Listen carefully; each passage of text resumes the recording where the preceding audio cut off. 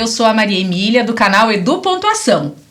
Esse é o nosso canal. Eu sou a Fernanda. Por favor, compartilhem, ativem os sininhos das notificações, comentem e, claro, compartilhem com seus amigos. Hoje nós falaremos sobre autonomia na vida de crianças e adolescentes.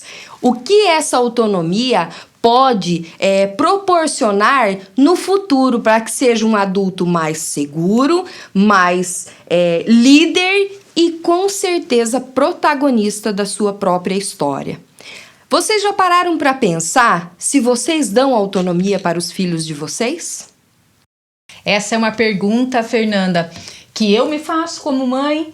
Por vezes olhamos para outras crianças e também nos perguntamos e até questionamos, nossa, como é autônoma? É algo que chama atenção por vezes. E é interessante, Fernanda, porque eu tenho acompanhado algumas pesquisas e recentemente acessei uma pesquisa norte-americana que foi feita entre as décadas de 76 e 2016, é um estudo amplo, né? E que diz respeito exatamente a essa questão da autonomia de crianças e de adolescentes. Então, essa sociedade de pesquisa em desenvolvimento infantil e da adolescência chegou a uma conclusiva. É claro que a gente não pode trazer tal e qual para o Brasil, existem as suas exceções, apesar de científica, existe uma situação em que sabemos que não engloba o total, o geral dessa população. Até porque toda regra também tem exceção. Isso.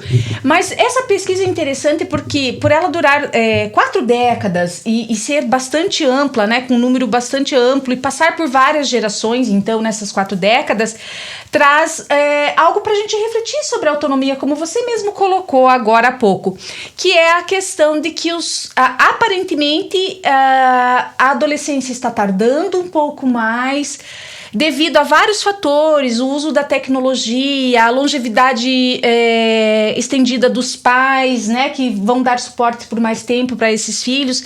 Então, a autonomia emocional e também material, a financeira, acabou se estendendo um pouco mais. E até existem 2 termos bem interessantes: aqueles filhos que saem de casa para estudar, mas retornam para casa depois de formados, chamados filhos bumerangues. E os que não saem. Os que não saem são chamados filhos canguru, sempre na bolsinha dos pais. Então, uma série de fatores, como falamos, a economia, o uso das tecnologias, esses elementos têm contribuído um pouco, talvez, para que se demore mais a alcançar uma maturidade, que é um elemento básico para a condição da autonomia. E também para o aprendizado. A partir do momento que a criança ou que o adolescente eles têm uma certa autonomia, que eles têm uma independência, com certeza o aprendizado vai acontecer de maneira mais rápida, mais segura, né? E menos traumática. Então a gente tem que tomar bastante cuidado quando a gente para pensar enquanto pais. Hoje estamos falando mais para pais, né, Maria Emília? Sim. Quando a gente para pensar qual é a autonomia que eu dou para o meu filho. Por exemplo, vocês já pararam para pensar o que é autonomia? O que gera a autonomia? Criar independência gera autonomia, mas com cautela e não com abandono total. A autonomia, ela é o quê? Ela é a criança ou o adolescente perceberem que são capazes de resolver problemas e também de estar prontos para os desafios, para os conflitos. Porém, se não der certo, eles têm que estar bem orientados. Se não der certo, eu retorno. Tem que ter o suporte. Essa base que é extremamente importante que os pais deem para os seus filhos. Aquela família que não dá essa base para o seu filho do possível retorno... Segurança, isso, né? Essa família não está preparada para que o seu filho tenha autonomia. Seja uma criança, um pré-adolescente, um adolescente autônomo. E olha que interessante, porque se a gente voltar em alguns séculos, não é algo que a gente constitui do dia para a noite a percepção do que é autonomia. Então, se a gente voltar, por exemplo, o Kant, um filósofo e matemático no século XVIII, ele coloca que o desenvolvimento da autonomia, da independência do sujeito, está diretamente ligada ao senso de moral. A moral do dever. Então, eu faço determinada ação porque eu acredito que ela é certa. E eu cumpro aquele dever por acreditar nele, né? Certo. Não é algo imposto. Então, tem tudo a ver com o que você acaba de falar, né, Fernanda? É você dar as condições e dar as orientações do que é certo, do que é errado, do que é permitido, do que é possível. Se você fizer isso, você corre riscos e você tem o quê? Consequências. E será que eu estou preparado? Uma das coisas que mais preocupa a gente no Brasil, digamos, de uma maneira geral, é a gravidez na adolescência. É um dos elementos que na adolescência os pais ficam ali atentos, né? Por outro lado, a gente percebe também com pesquisas e a preocupação, né, no geral, de forma geral, é que o que falta para essas crianças, né, gente? 13 anos são crianças para serem mães. Não serão capazes de cuidar dos seus filhos sozinhos. Não terão condições, não terão autonomia para isso. Nem emocional, nem material. Exatamente, porque como que vai trabalhar, por exemplo, para criar, para sustentar o seu filho com 13, 14 anos? E aí entra o Kant aí, olha só. Eu ganho autonomia à medida que eu vou me encaminhando com os pais, e aí eu entro com a pedagogia sistêmica, que estão, como você bem colocou ali, me dando suporte, me deram as orientações, me ensinaram, me inseriram num caminho, mostrando-me o que é certo, o que não é. Então, nesse sentido, eu tomo a ética do dever de acreditar naquilo porque me faz sentido. Eu acredito, é uma crença.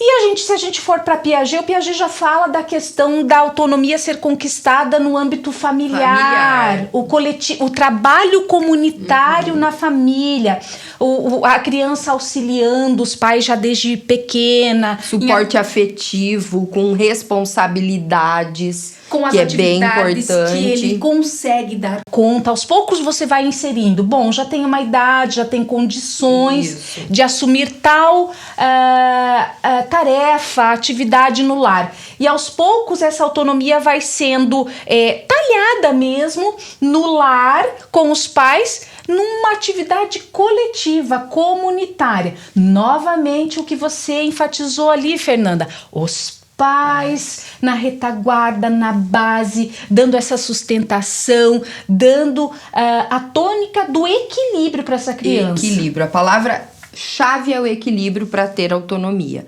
Então vejam só, cabe a nós pais, me incluo porque sou mãe, Maria Emília também, né? Cabe a nós não subestimar a capacidade das crianças de forma nenhuma. Que muitas vezes fazemos. Fazemos e erramos, até pelo excesso de cuidado e de amor.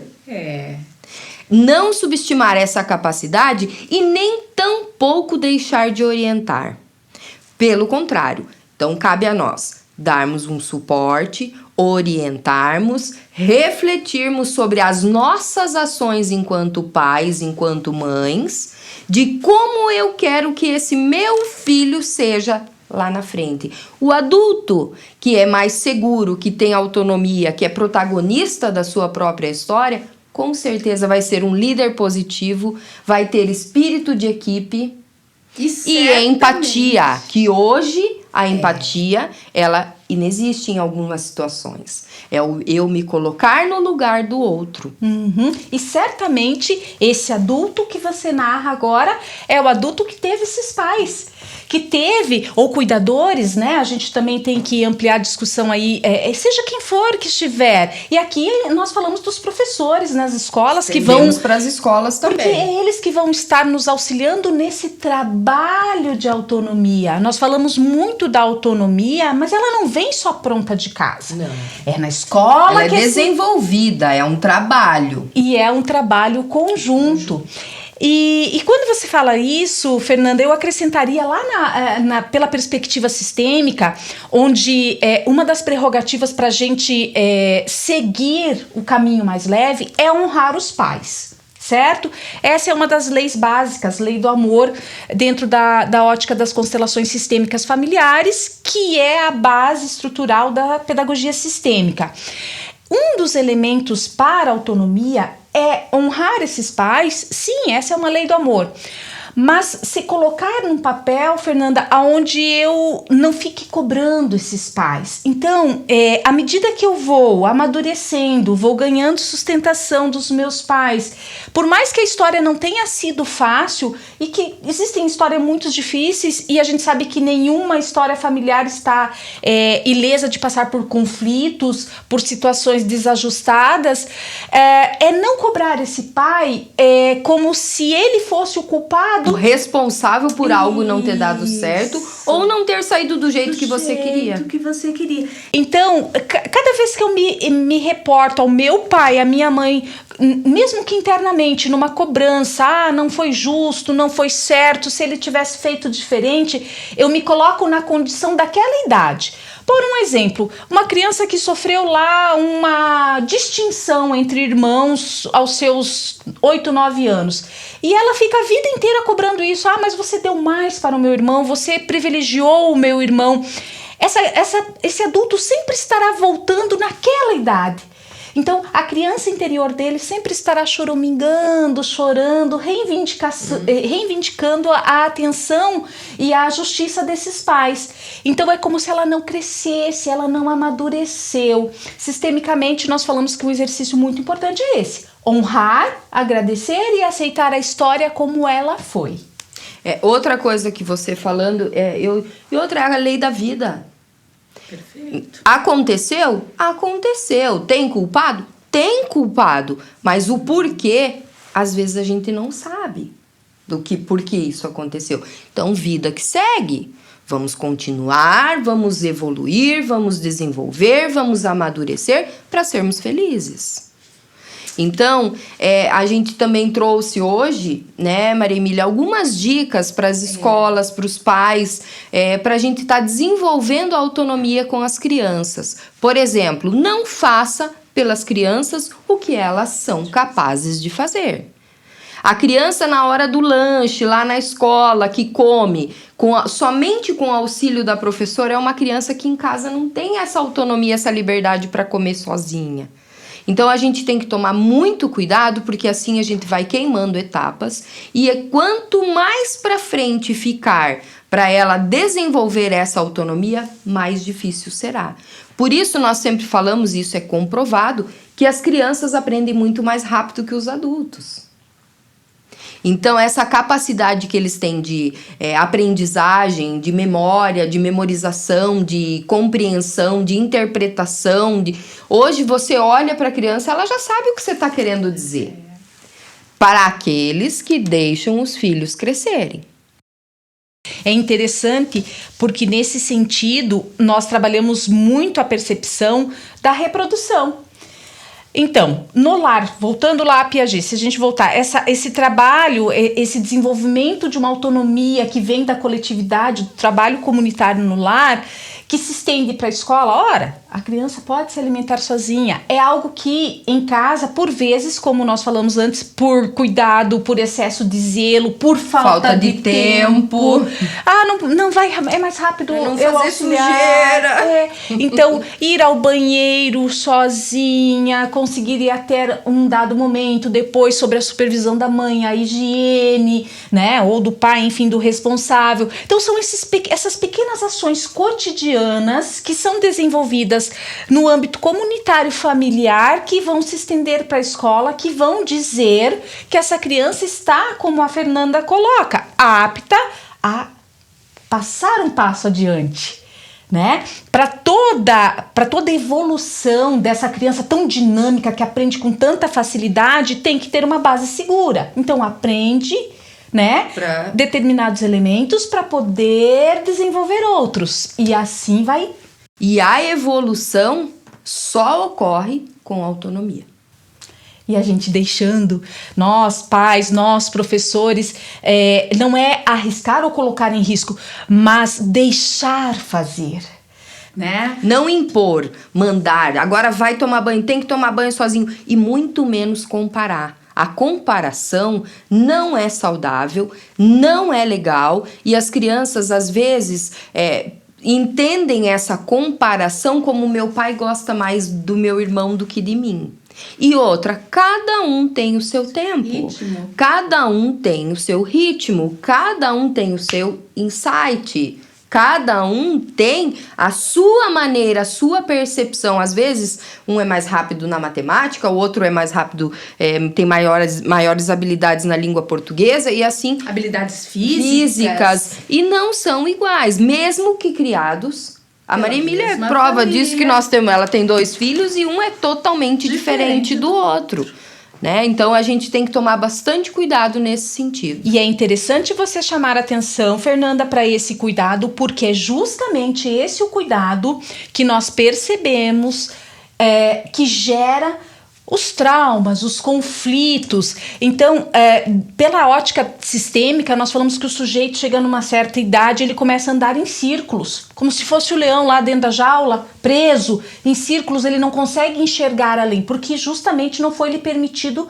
se desenvolver a tal ponto que ele tem a condição de ser autônomo e seguir a sua própria vida. Então esse cuidado que você chama atenção é importante. Não comparar, não maximizar de repente uma situação pequena ou minimizar uma emoção, algo que é importante para a criança, ou podá-la, vamos dizer assim, de fazer, você não consegue, não é capaz. Pelo contrário, nós temos que incentivar e nós temos que valorizar, supervalorizar as conquistas.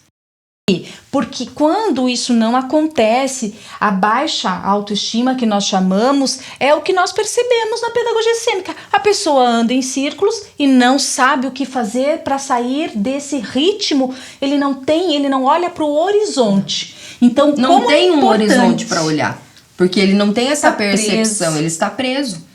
Então é tão importante, Fernanda, essa dica, é tão importante ressaltar essa questão do ritmo, né, da possibilidade de cada criança dentro da sua condição de desenvolvimento, mas também nós, os adultos, como pais, como cuidadores, como professores, a sensibilidade de olhar e perceber que o estímulo, o próprio elogio, o incentivo, o apoio, o carinho, o reconhecimento vai fazer com que essa criança ganhe segurança para dar o próximo passo, ganhe segurança para falar, não, eu consigo, eu posso.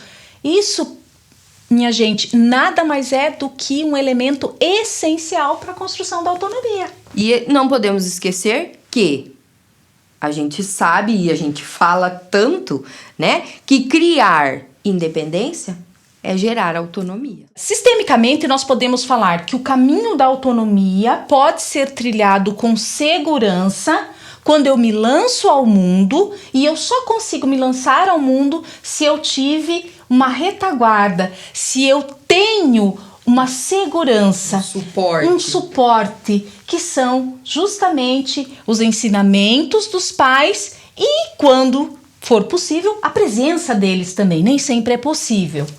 Na verdade, a gente, quando fala de autonomia, por que essa autonomia é tão importante? Às vezes as pessoas se perguntam e às vezes não sabem as respostas, né? É para a construção da identidade, é para trabalhar, desenvolver o espírito de liderança, é para você respeitar regras também. A autonomia também serve para isso, para você trabalhar a questão do desenvolvimento cognitivo, emocional, motor. Para isso a autonomia também serve. E também para aprimorar as capacidades de resolução de conflitos e problemas. Que quando a criança ou adolescente tem bem estabelecida a autonomia e é o protagonista da sua própria história, ele consegue trabalhar com os seus problemas, com os seus conflitos de maneira mais tranquila. Tomar as suas próprias decisões. Espero que vocês tenham gostado. Foi uma breve fala sobre autonomia. Mais pra frente, com certeza, retomaremos esse assunto, que é de extrema importância e que muita gente ainda não sabe, desconhece algumas questões. E vasto, tem muitas coisas a serem discutidas pelo viés da autonomia na escola, enfim. E mais pra frente falaremos sobre a autonomia na escola e como a escola pode colaborar com os pais Nesse para o processo. desenvolvimento delas. Isso aí.